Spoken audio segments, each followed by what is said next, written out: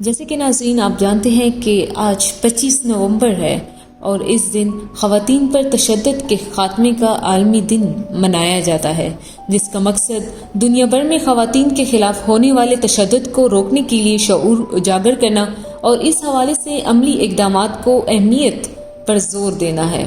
پاکستان میں خواتین کو مختلف قسم کے تشدد کا سامنا ہے، جس میں گھریلو تشدد، غیرت کے نام پر قتل، جنسی ہراسانی، جبری شادی اور تیزاب گردی شامل ہے۔ خواتین کے خلاف تشدد نہ صرف انسانی حقوق کی خلاف ورزی ہے بلکہ یہ معاشرتی ناہمواری، سیاسی بدعنوانی اور معاشی کمزوری کا بھی ایک سنگین اشارہ ہے۔ پاکستان میں خواتین پر تشدد کے واقعات کی تعداد خاصی زیادہ ہے۔ 2023 میں انسانی حقوق کمیشن پاکستان کی رپورٹ کے مطابق ہر سال ہزاروں خواتین تشدد کا شکار ہوتی ہے، جن میں غیرت کے نام پر قتل کے کیسز شامل ہیں۔ کرونا کی وبا کے دوران گھریلو تشدد میں 25% اضافہ ہوا، جس نے ایک اور سنگین مسئلہ اجاگر کیا۔ پاکستان میں خواتین کے حقوق کے تحفظ کے لیے حکومت نے متعدد قوانین متعارف کروائے ہیں، جن میں گھریلو تشدد ایکٹ 2012، تحفظ خواتین ایکٹ 2006 اور تیزاب گردی کے روک تھام کے قوانین شامل ہے۔ ان قوانین کا مقصد خواتین کو گھریلو تشدد، جنسی ہراسانی اور دیگر قسم کے ظلم و تشدد سے بچانا ہے، مگر ان پر عمل درآمد کی صورتحال اب بھی تشویشناک ہے۔ قانونی پیچیدگیاں، عدالتی تاخیر اور پولیس کی عدم دلچسپی متاثرہ خواتین کو انصاف دلانے میں رکاوٹ بن رہی ہے۔ بہت سی خواتین قانون کی مدد لینے میں ہچکچاتی ہیں کیونکہ ان کو سماج میں بدنامی کا خوف ہوتا ہے۔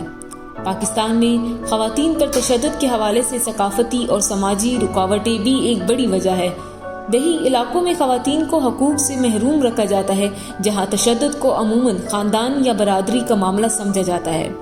ان علاقوں میں اکثر متاثرہ خواتین کو کوئی مدد فراہم نہیں کی جاتی اور انہیں خاموش رہنے کی ترغیب دی جاتی ہے۔